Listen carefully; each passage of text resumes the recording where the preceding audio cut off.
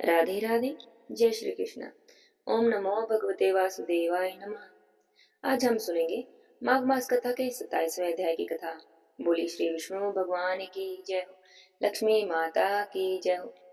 भगवान नारायण जी कहते हैं, वासुदेव जी की स्तुति पर भक्तों के अनुग्रह करने के लिए कातर रहने वाले श्री हरि ने कहा, मैं तपस्या के फल से ही इस समय अब तुम्हारा पुत्र हुआ हूँ।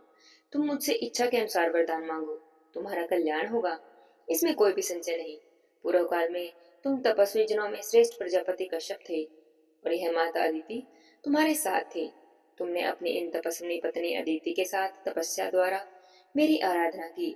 वहां मुझे देखकर तुमने मेरे समान पुत्र होने का वरदान मांगा और मैंने भी तुम्हें वरदान दिया कि तुम्हें मेरे समान पुत्र की प्राप्ति होगी। इसलिए तुम्हें वरदान देकर मन ही मन मैंने विचार किया। फिर यह बात ध्यान में आई कि मेरे समान तो त्रिभुवन में कोई नहीं है, इसलिए मैं स्वयं ही तुम्हारे पुत्र भाव को प्राप्त हुआ हूँ। आप स्वयं कश्यप जी हैं और तपस्या के प्रभाव से इस समय मेरे पिता वासुदेव हुए हैं और यह उत्तम तपस्या वाली पतिव्रता देव माता अदिति ही इस समय अपने अंश से मेरी माता देविकी के रूप में प्रकट हुई हैं। आप और माता अदिति से ही मैं अंशतः वामन रूप में अवतरण हुआ, परंतु इस समय आपके तप के फल से मैं परिपूर्णम परमात्मा ही पुत्र रूप में प्रकट हुआ हूँ। हे महामते, तुम पुत्र भाव से या ब्रह्म भाव से जब मुझे पा गए हो तो निश्चय ही जीवन मुक्त हो जाओगे। हे तात, अब तुम मुझे शीघ्र ही ब्रज में लेकर चलो और यशोदा के घर में मुझे रखकर वहां उत्पन्न हुई माया को यहाँ ले आओ। यहाँ अपने पास उसे रख लो। और ऐसा कहकर श्रीहरि तुरंत ही शिशु रूप में हो गए। श्यामल पुत्र को पृथ्वी पर नगन भाव से सोया हुआ विष्णु की माया से मोहित हो वासुदेव जी ने जब देखा तो सुति का सार में अपने पत्नी से बोले, हे प्रिय, ये कैसा तेजपुंज है। और ऐसा कहकर वासुदेव जी ने पत्नी के साथ कुछ विचार करके बालक को गोद में उठा लिया और उसे लेकर वे नंद गोकुल में जा पहुंचे। वहां नंद गांव में यशोदा रानी नींद से अचत हो रही थी। उन्होंने सैया पर उन्हें नींद अवस्था में देखा और साथ ही नंद जी भी वहां नींद में बेसुध थे। वहां घर में जितने भी प्राणी थे सब सोए हुए थे। तब वासुदेव जी ने देखा कि तपाए हुए स्वर्ण के समान घोर कांति वाली एक बालिका पड़ी पड़ी घर की छत की ओर दृष्टिपात कर रही है। उसके प्रसन्न मुख पर मंद मुस्कान की छटा छाई थी और उसे देखकर वासुदेव जी को बड़ा ही विस्मय हुआ और वे तुरंत ही अपने पुत्र को वहां पर सुलाकर कन्या को गोद में लेकर डरते डरते मथुरा की ओर गए और अपनी पत्नी के पास पहुंचे। वहां उन्होंने महामाया स्वरूपनी बालिका को सुला दिया। तब वह बालिका जोर जोर से रोने लगी। उसे देखकर देवकी भी डर गई। उस बालिका ने अपने रोने की आवाज से सभी रक्षकों को जगा दिया। रक्षक शीघ्र ही उठकर खड़े हो गए और बालिका को छीनकर कंस के पास पहुंचे। देवकी और वासुदेव भी शोक से विह्वल होकर उनके पीछे पीछे गए। हे महामुने, बालिका को देखकर कंस को अधिक प्रसन्नता नहीं हुई। उस रोती हुई बच्ची पर भी उसे दया नहीं आई। वह असुर उस बालिका को लेकर पत्थर पर दे मारने के लिए आगे बढ़ा। उसमें वासुदेव जी और देवकी ने बड़े आदर से उसे कहा, हे कंस, तुम नीति शास्त्र में निपुण हो, अतः हमारी सच्ची नीति युक्त और मनोहर बातें सुन लो। हे भैया, तुमने हमारे भाई बंधु होकर भी हम दोनों के 6 पुत्रों का वध कर दिया, फिर भी तुम्हें दया नहीं आती। इस बार 8वें गर्भ में यह अबला बालिका प्राप्त हुई है। हमारी इस बच्ची को मारकर तुम्हें इस भूतल पर ऐसा कौन सा महान ऐश्वर्य प्राप्त हो जाएगा। क्या एक अबला युद्ध के मुहाने पर तुम्हारी राज्य लक्ष्मी का हनन करने में समर्थ हो सकती है। इतना कहकर वासुदेव जी और देवी लक्ष्मी दोनों फूट फूट कर रोने लगे। कंस बड़ा ही निर्दयी था। उसने उन दोनों की बातों को सुनकर इस प्रकार उत्तर दिया। कंस ने कहा, बहन, बात सुनो, मैं तुम्हें समझता हूँ। विधाता देववश एक तिनके के द्वारा एक पर्वत को भी धराशायी कर देते हैं, एक कीड़े के द्वारा सिंह और व्याघ्र को, एक मच्छर के द्वारा विशालकाय हाथी को नष्ट कर सकते हैं, शिशु के द्वारा महान वीर का, शूद्र जंतु के द्वारा विशालकाय प्राणी का, चूहे के द्वारा बिल्ली का और मेंढक के द्वारा सर्प का वध करा सकते हैं। इस प्रकार विधाता जननी के द्वारा जनक का, भक्ष के द्वारा भक्षक का, अग्नि के द्वारा जल का और सूखे तिनके के द्वारा अग्नि का नाश करा सकते हैं। एकमात्र द्विज जो ने 7 समुद्रों को भी पी लिया। अतः 3 लोकों में विधाता की विचित्र गति को समझ पाना बहुत ही कठिन है। देवी योग से ये बालिका ही मेरा नाश करने में समर्थ हो जाएगी, अतः मैं बालिका का भी वध करूंगा। इस विषय में विचारने की तो आवश्यकता ही नहीं है। और ऐसा कहकर कंस ने उस बालिका को मारना ही चाहा था कि वासुदेव जी पुनः उससे कहने लगे, हे राजन, तुमने अब तक व्यर्थ की ही हिंसा की है। अब इस बालिका को मुझे दे दो, हे महामुनि। उसकी बात सुनकर कंस संतुष्ट हो गया।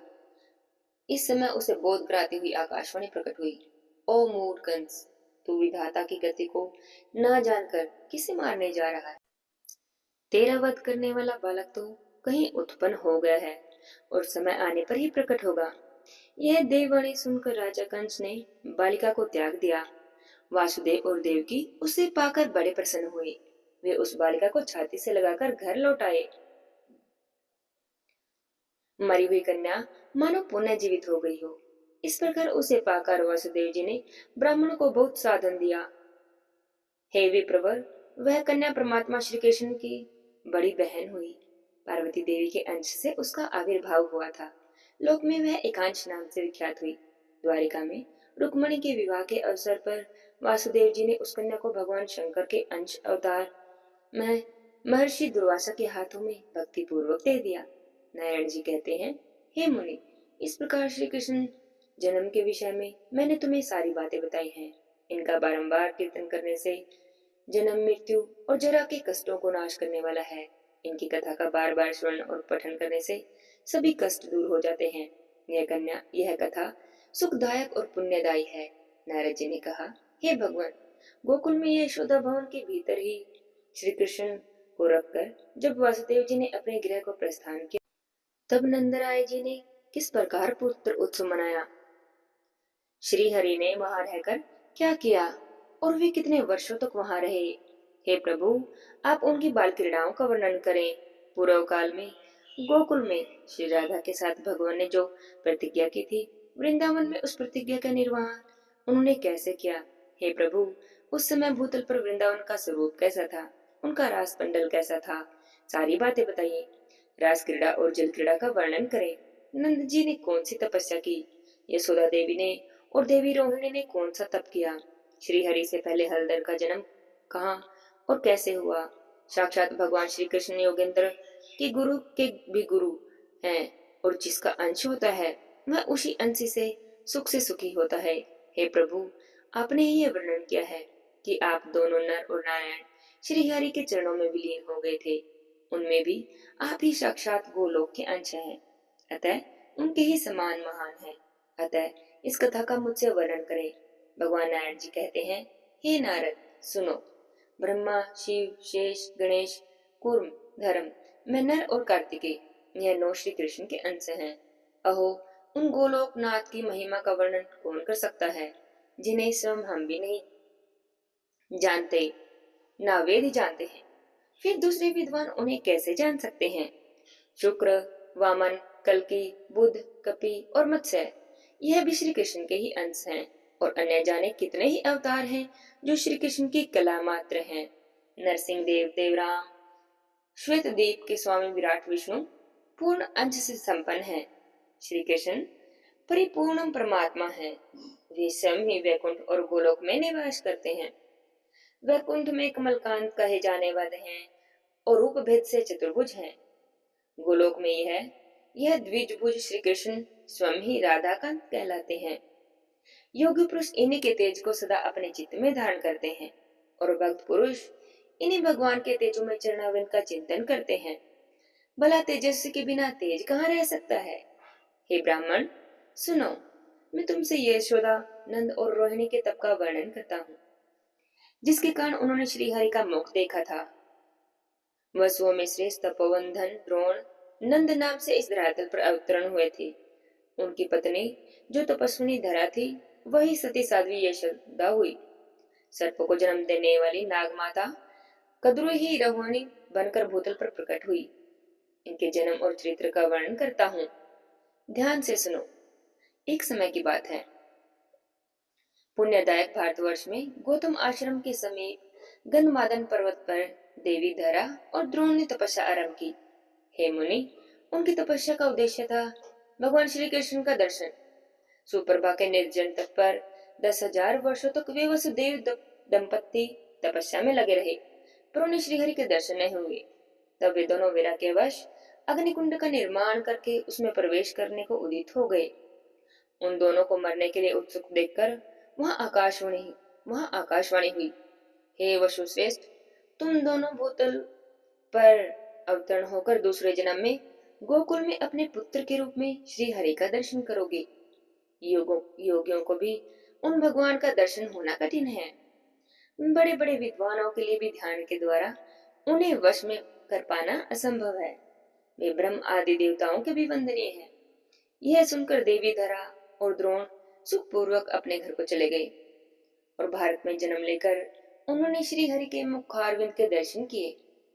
इस प्रकार यशोदा रानी और नंद जी का चित्र मैंने तुमसे कहा।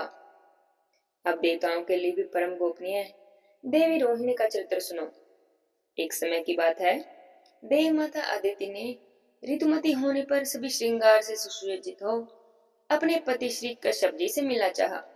उस समय कश्यप जी अपनी दूसरी पत्नी सर्प माता कद्रू के पास थे। कश्यप जी के आने में विलंब होने पर अदिति देव को बहुत शोक हुआ और उन्होंने देवी कद्रू को श्राप दे दिया कि वे स्वर्गलोक को त्याग दें और मानव योनि को प्राप्त हों। इस बात को सुनकर देवी कद्रू भी क्रोधित हो गई और उन्होंने देवी अदिति को श्राप दे दिया कि वे जरायुक्त होकर मृत्यु लोक में मानव योनि में जाएं। इस प्रकार दोनों के श्रापग्रस्त होने पर कश्यप जी ने देवी कद्रू को सांत्वना देते हुए कहा कि तुम मेरे साथ मृत्युलोक में जाकर श्री हरि के मुख कमल का दर्शन प्राप्त करोगी। तदनंतर कश्यप जी ने अदिति के घर जाकर उनकी इच्छा पूर्ण की। उसी ऋतु से देवराज का जन्म हुआ। इसके बाद देवी अदिति ने देवकी के रूप में, देवी कद्रू ने रोहिणी के रूप में और कश्यप जी ने श्री कृष्ण के पिता श्री वसुदेव जी के रूप में जन्म ग्रहण किया। हे मुनि, ये सारा गोपनीय रहस्य बताया गया है। नारायण जी ने आगे किस कथा का वर्णन किया, यह हम अगले अध्याय की कथा में सुनेंगे। आज के अध्याय की कथा को यहीं पर विराम करते हैं। बोलिए श्री कृष्ण भगवान की जय हो, विष्णु भगवान की जय हो, लक्ष्मी माता की जय हो। जय जय श्री राधे श्याम।